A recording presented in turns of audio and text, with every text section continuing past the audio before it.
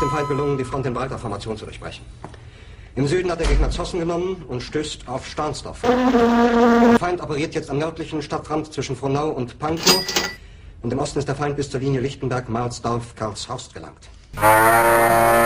Mit dem Angriff Steiners wird das alles in Ordnung kommen.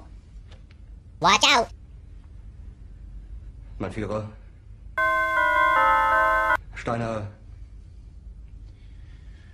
Steiner konnte nicht genügend Kräfte für einen Angriff massieren. Der Angriff Steiner ist nicht erfolgt.